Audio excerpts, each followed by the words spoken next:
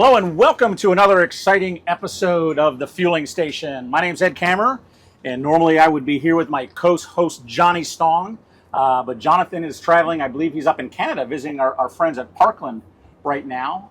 So you only have one half of the Podtroleum guys here for this exciting episode here, halfway through, or almost all the way through season 4 of the Fueling Station podcast. But I'll tell you, I'm really excited. This is a very special episode, because I am actually here live on the PEI RV as they're traveling around the Southeast visiting members. They call it the Members and Miles Tour. They rent in an RV and they're traveling around visiting folks in the industry. And I hitchhiked. I hopped on board here with Jason Blake, president of PEI. Jason, thanks for letting me tag along on the ride with you. I am so happy to be here. Thanks for having me on the show. Just want to let you know that you barely passed the security check to get on this bus, but we're going to let this one slide. You just can't divulge all the information you're seeing in here. I understand. There's a lot of private PI stuff going on in here. So one of my questions was going to be is, are you guys actually sleeping on this thing or just staying in hotels and driving this? But by looking at the state of this thing, you guys are definitely sleeping on this thing. It's a little clean. We're definitely sleeping on this thing, and it's been a great experience so far. Yeah, I know when I walked on it, it's kind of smelled like my fraternity house at Sigma Phi Epsilon back in the day. So I know those 4 dudes live in these small quarters. Yes. But no, it's great. So tell us a little bit. What's the idea? What are you doing out on the road today, or these next couple of weeks? What's what are you talking about? What are the things that you've seen? Yeah. So the idea of Members and Miles was really to bring awareness around the workforce talent shortage. That was kind of number one, right? And we're doing that through social media. I've got a great team. And secondly is just really getting the beat on what's going on in the industry and making sure that what I'm hearing being reported back to me is actually happening. And so we've visited probably about 15 members right now. We have 2 district meetings that are happening. Just boots on the ground, learning the industry and making sure that we're doing the best we can for the industry. Awesome. So what were you looking forward most to, before you set on this trip? What thing you're most looking forward to seeing or hearing? And you think this is scripted, but I definitely enjoy being with the members.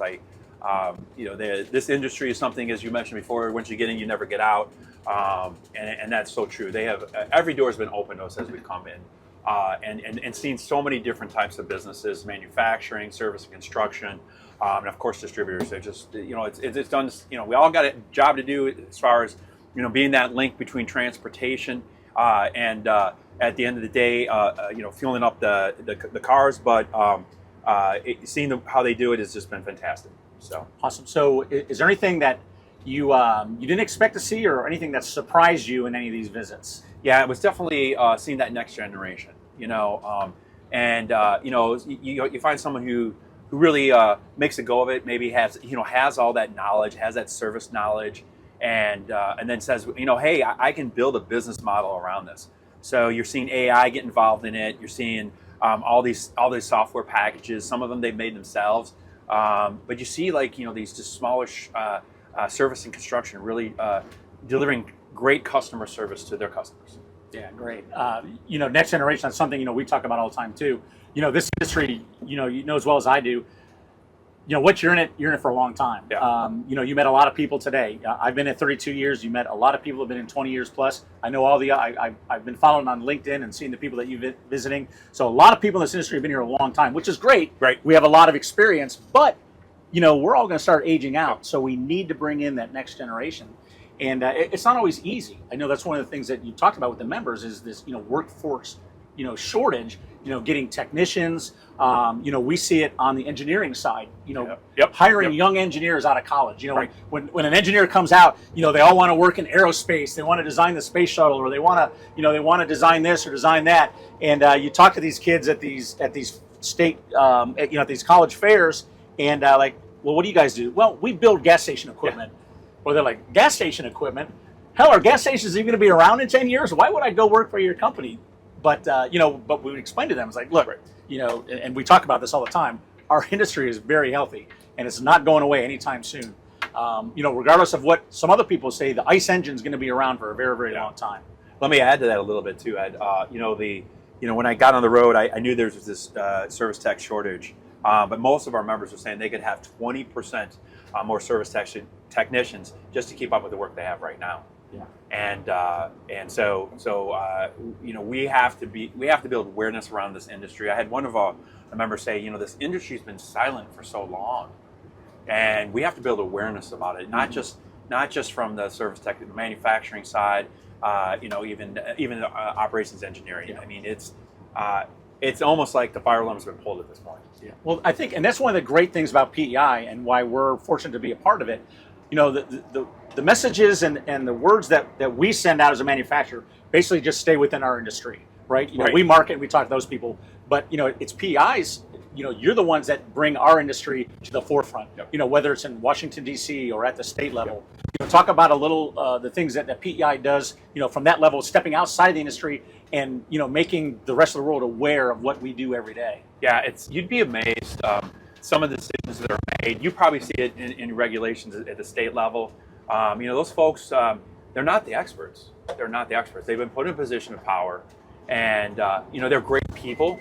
And the good leaders, they lean on us to help them make those decisions. I think we have great relationships with EPA, and they're great supporters of our recommended practices. I think we could have a lot more great regulators like that. But I think at the end of the day, as we move to the future, and I talk about that, I keep talking about the link. We are the link between transportation and energy, and if that link's broken, all heck's going to break loose. Yeah. And so we have to make our leaders aware of how important we are to the nation and keeping them going. Yeah. So. Gotcha. So one of the things that we hear also, it's important, especially bringing in the younger generation, is not only how you reach them. I think we actually did an episode on this. Kind of the transition from analog to digital and how the younger people get their information and how you provide that information, but also training. How important training is to our industry. Yeah. Have you heard any of the members talk about training and the importance in this trip?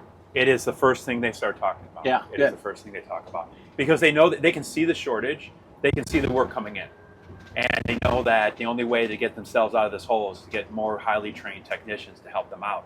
And so, I think it's important that PEI gets involved in the training. We have our PEI Education Center is up at the forefront of that. That's kind of like the basic level. That is where you get all your core competencies, and then you move on to that that master's degree, shall we call it, where you get a manufacturing cert, where you get that next level. And I think it's important because it's an investment for a technician. It's a huge investment, and getting those core competencies done and moving on to that master's degree is so important. Yeah. Again, as a manufacturer, we're so pleased that PEI takes that initiative in the advocacy of training. We talk about it all the time. We can make the best product. I can make a bulletproof product, but it's only as good as the worst contractor. Right. So, RP, the recommended practices, one practices. of the great things that PEI does, to ensure that the equipment is being installed properly, the way manufacturers design it to be put in and the way it should be. So, we're big fans of all those programs. We do training on our own. We have OPW University.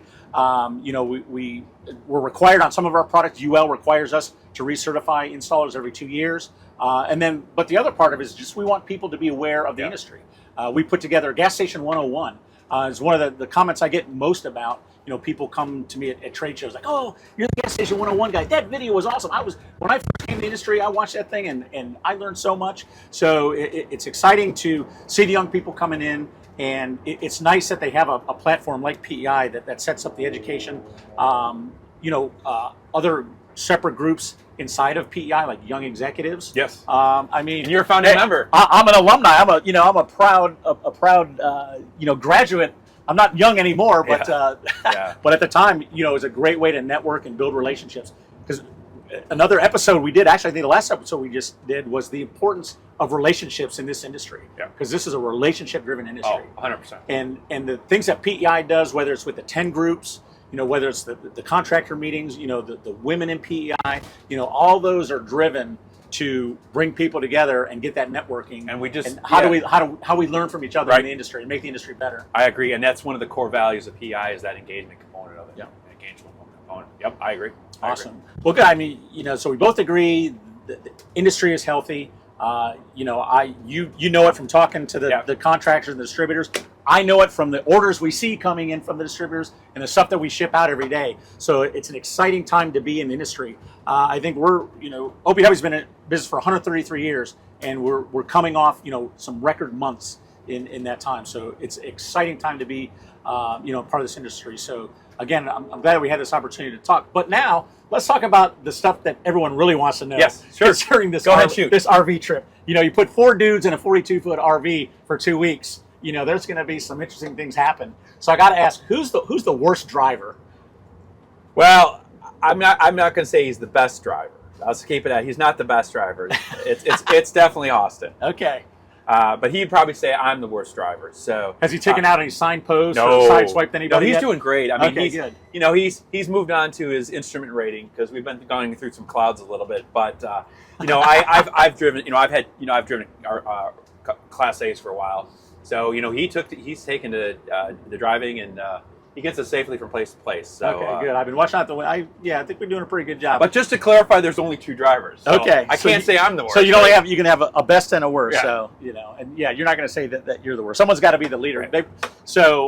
I was thinking about this morning when I woke up, and I don't know why it made me think of this, but if this was, because it would be a good reality show. Yes. If this was a reality show, who would be the first guy voted off the RV? Well, unfortunately, I think the guys want to get rid of me. So, I try to stay out of things, but I've got 3 children, and every once in a while, the father kicks in me, and every once in a while, I save something. But it's a team effort. I've got a good group here. We have Forrest, Dave Clark, Austin Quinn, and these guys have been just doing a great, fantastic job. Each of them has a role. Dave is, helping take over the foundation and work on this workforce talent solution thing. Forrest just came in as one of our member managers, so he's learning as he goes. And Austin's been around for 3 years now, and he runs our member managers and sales, and he does a fantastic job for us. I see a bottle of bourbon there. I'm sure that's only used after at the end of the day to help everyone go to sleep. But I got to ask, what's the preferred snack for the group here? Well, Dave Clark from the foundation is our snack expert. He's the snack guy. So Dave, what's the preferred snack here on PEI RV Central? We're moving through the Oreos pretty quickly. The Chips Ahoy are good, and we do have a veggie tray in the fridge. That one we're putting a dent in it. We're getting that done. We're staying balanced. A veggie tray. Okay, well that's important.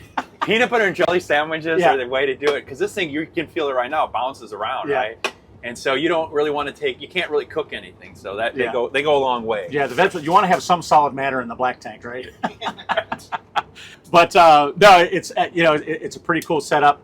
I appreciate you let me tag along from, absolutely. We just you guys just left OPW, so I kind of hitchhiked, jumped on board, to your next stop here in North Carolina. So I think again, from the manufacturer standpoint, we think this is great that you're getting out, seeing the members.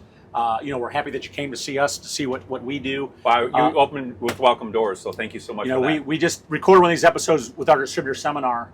We brought in all our distributor seminars, and kind of the same message what I gave them is we like people coming in. We like to show them the products and how we make the products, but more importantly, we like them to see the people. Yeah. The people that are building those products, and the culture, because I think that's really important. Yeah. We're fortunate that we have very small turnover, and I know that's one of the things that you talk about with with the other members.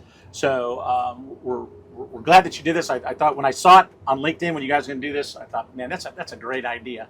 I really wasn't sure whether you're going to do it, and actually whether you were going to really live in the RV, but like I said, I can attest they are living in this thing.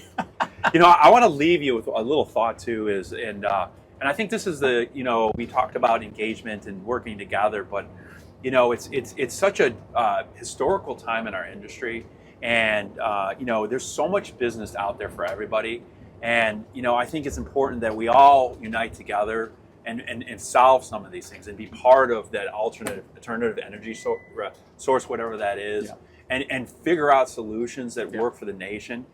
Because if we work as a team, it doesn't matter what manufacturer it is, doesn't matter what distributor you are. If we had less work, that'd be one thing. We have way too much work. We got to work together to figure out these solutions as an industry, and I think that's very important to say. Yeah, no, that's great, and I love that you guys are this camaraderie with the team.